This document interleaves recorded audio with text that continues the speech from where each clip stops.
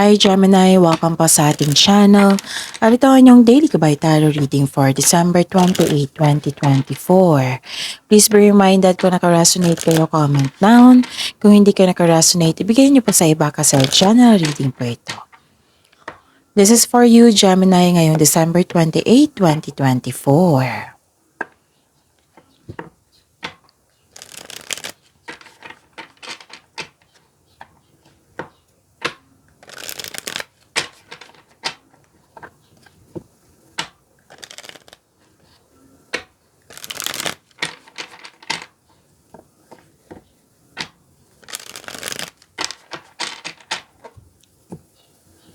This is for you, Gemini, ngayong December 28, 2024. Maraming salamat po sa inyong patuloy na suporta at maraming salamat din po sa mga hindi nag-skip ng ads. Gamitin ang reading na ito bilang gabay lamang sa mga hindi pa nag-subscribe. Subscribe na po kayo at click bell notification para malaman nyo na may bago tayong video. Para sa mga gustong magpa-reading po, may lumabas dyan sa screen nyo ngayon. Panoorin nyo po at sundin ang instruction. Calling the attention sa mga suki ko dito na Gemini, open na po ang monthly Gabay Tarot reading for January 2024. May 6 months from now reading tayo at love life reading po. So message me Gemini for schedule. Maraming salamat po. Spirits Guide, mga ganap po para kay Gemini.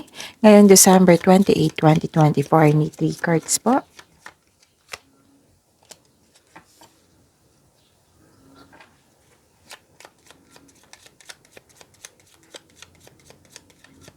Gemini.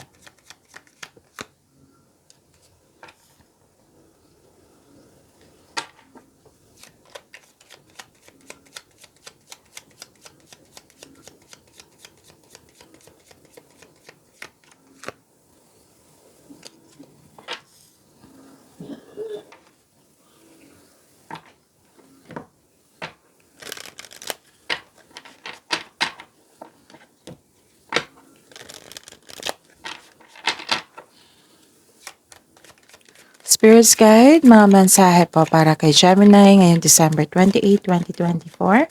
I need 2 cards po.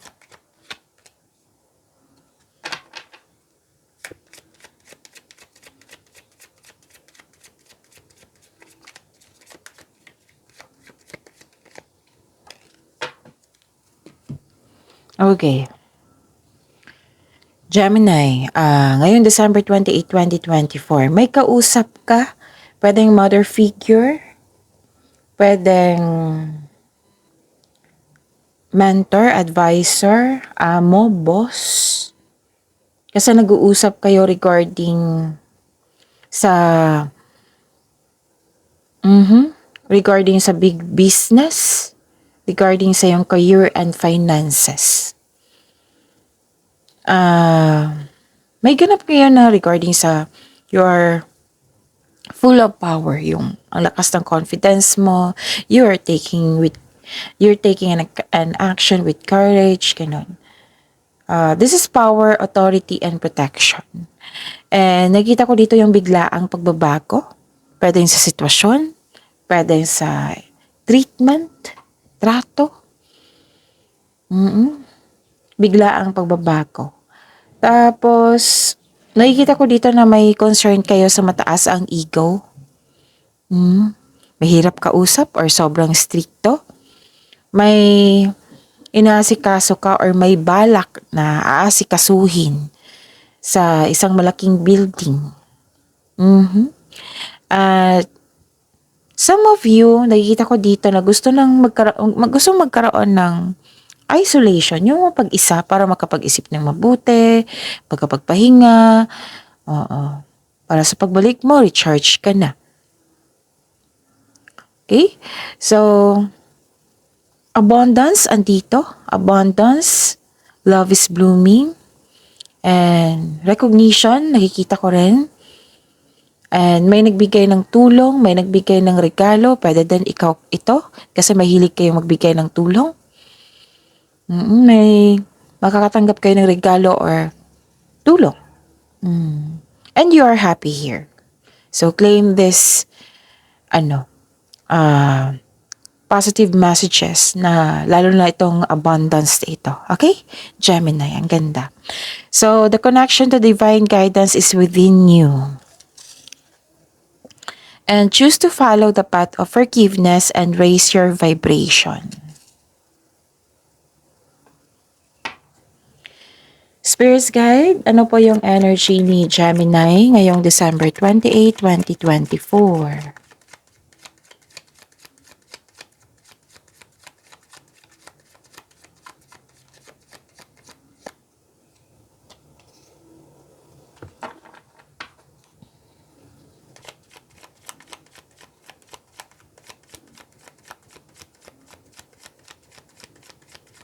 The clarification of this card po para kay Gemini.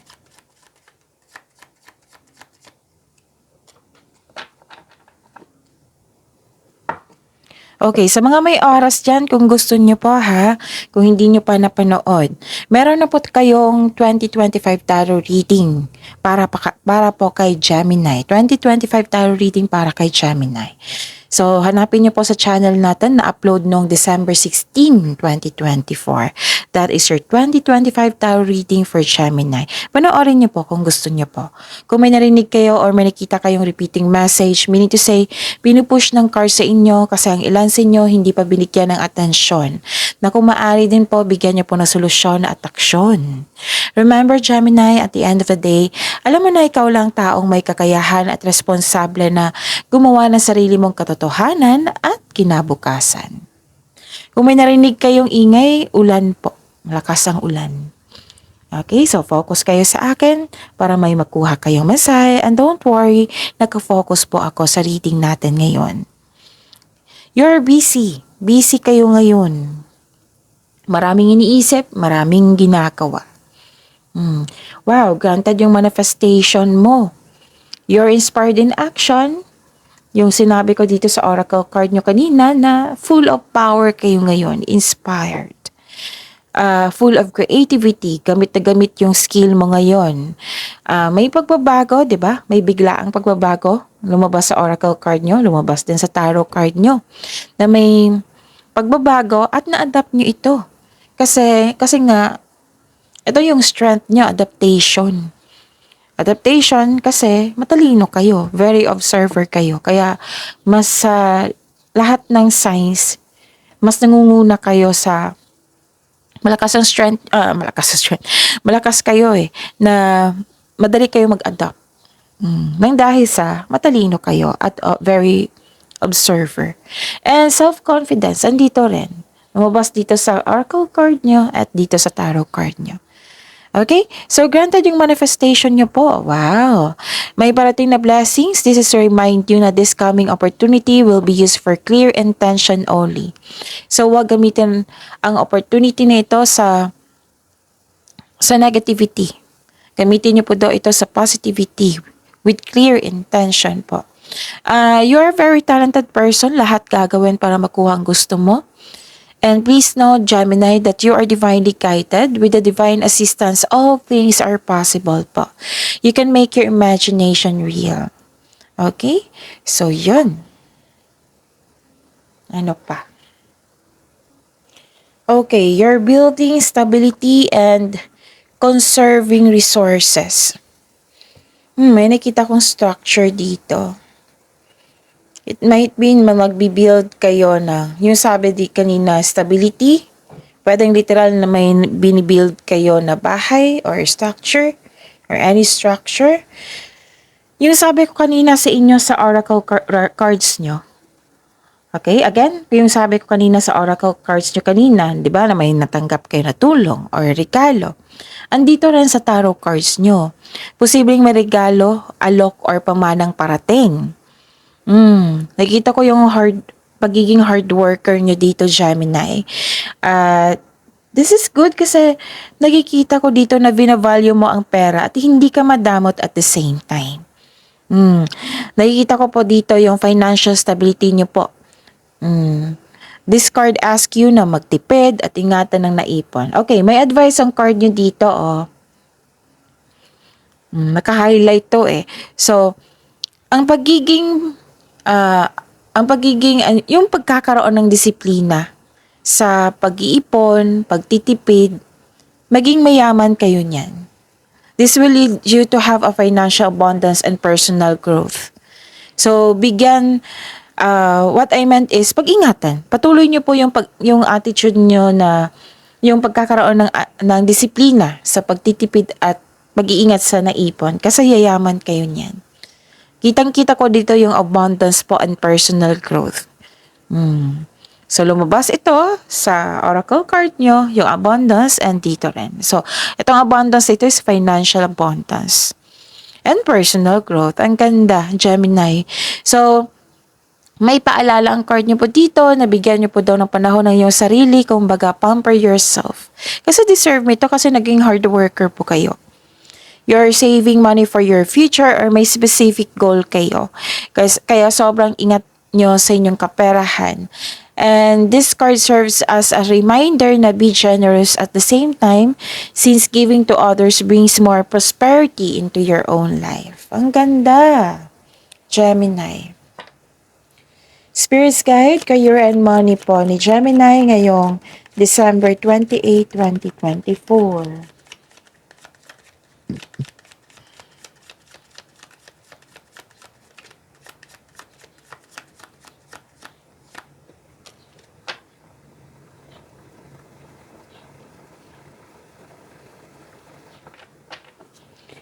And the clarification of this card po.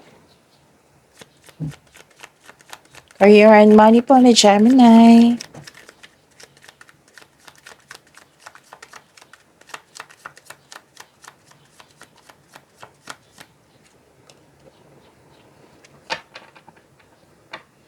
Okay. Nakita ko dito yung new beginning. Okay. May sinabi po dito na may dumating na opportunity na hindi mo napansin kasi nakafocus kayo sa isang opportunity. Ang sabi ng card po dito na the universe asking you to loosen grip and relax. Mag-reconnect ka sa iyong energy, sa iyong intuition, at mag-ask ka ng divine assistance. Tapos, kung nagkaroon po ng delay, habaan nyo pang pasensya.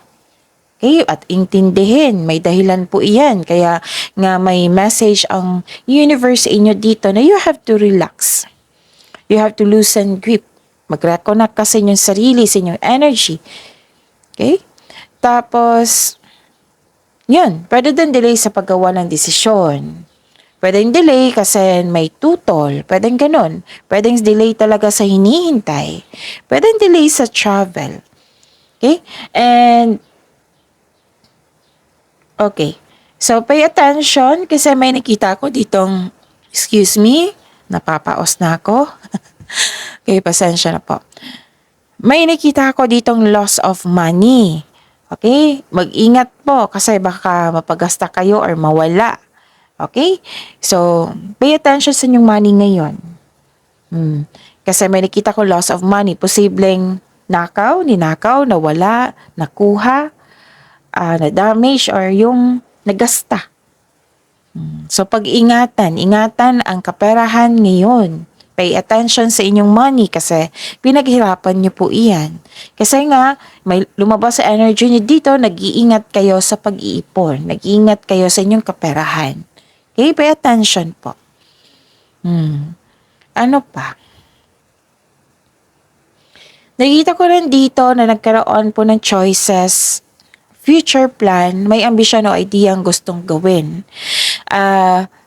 This card asks you na magawa ng mga plano para sa hinaharap.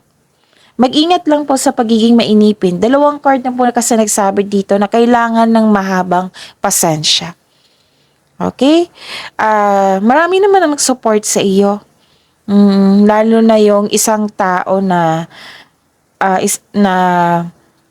malapit sa iyo, na very supportive siya sa iyo. Okay? Lalo na sa inyong career and money. Isang bagong chance para sa paglago na yung buhay karera, kaya kumilos ka na. Oo, kasi nakita ko dito excited ka na dumating itong chances na ito. Huwag kayong mag-alala kasi dalawang card na po nagsabi dito na Ay no, tatlo. Kasi lumabas dito, the connection to the divine guidance is within you. So, tatlong card na po nagsabi dito na you are divinely guided. Okay?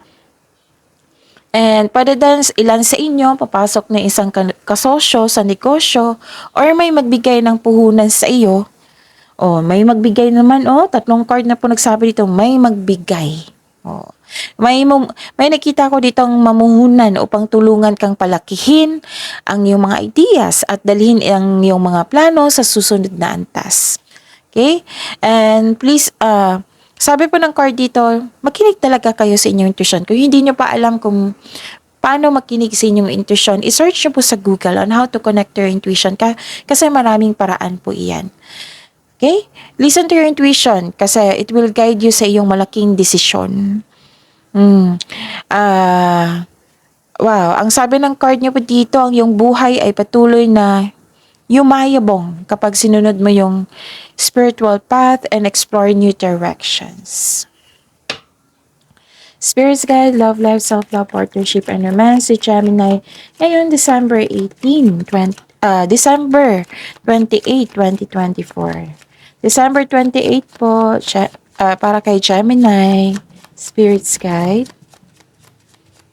December 28. And the clarification of this card po,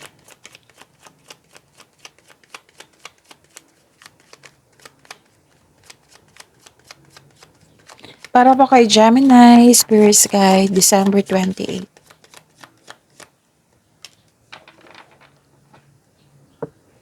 Maraming salamat po sa patuloy na tiwala at suporta sa ating channel. At maraming salamat din po sa mga hindi nag-skip ng ads. Okay, kitang-kita ko yung hard work mo dito from here to here. Hard work, productivity, bagong kasanayan at kaalaman. So may chances talaga na excited ka dito. Kapag ginawa mo ang gusto mo, mamahalin mo ang ginagawa mo. So, tagumpay pa rin nakikita ko dito. Yes, keep up the great work, sabi po ng card dito. Yung pagiging hard worker mo, may nakita talaga akong tagumpay. So, keep up the great work, sabi po ng card nyo. And, kung ano daw yung pinag-aralan nyo, like studying or practicing, it will lead you to abundance po. So, magtiwala po na you can do anything. Basta set an intention na, yung clear intention po, so that you can achieve success through diligent work that you enjoy. Sa buhay pag-ibig, sa mga may relasyon, ito ay tungkol sa iyong partner na gusto nang magtayo ng sariling pamilya. Pwedeng ikaw din ito, na gustong-gusto na. Sa buhay mag-asawa, wino-workout nyo talaga para mas mag-grow pa ang yung relasyon. Actually, may project kayo dito na mas naging masipag kayo, nagtutulungan kayong dalawa. Sa mga single, naging hard worker ka dahil gusto mong masecure yung future mo. Tapos, wag po daw kayong mawalan ng pag-asa. Kasi ang ilan sa inyo dito, parang nawalan ng pag-asa. Wag kayong mawalan ng pag-asa. Huwag kayong mag-attract ng negativity kasi hindi yan nakakabuti sa iyo. Kahit hindi mo sinasadya, be careful talaga, lalo na sa paglabas ng curse words. Naku, nakakasama yan sa iyo. Okay? So, yun, iwasan nyo talaga yan, yung kahit hindi yan sinasadya, yung mga negativity. Okay? Tsaka, be confident. Huwag kayong mag-give up. Magtiwala sa inyong sarili, magtiwala sa inyong relasyon, connection sa isang tao. Inspiration is on the way, huwag kayong mag-give up. Magkakaroon din ng healing po. So, baka may naisip kayong may kasalanan sa inyo ngayon. So, seek forgiveness po, sabi po ng card niyo po. And, yun, inspiration is on the way. The advice is be inspired, dreams do come true. You have to work it out, lalo na pagkakaroon ng pagpatawad, forgiveness, lalo na sa inyong sarili, forgive yourself. Okay? Para magkaroon ng peace of mind. So, pagyamanin niyo po ang daming blessings sa binigay sa inyo dito, Gemini. Pagyamanin niyo po. See you tomorrow, Gemini. Please like, subscribe, and click po button for notification para updated po kayo sa daily tarot reading natin. Maraming salamat po.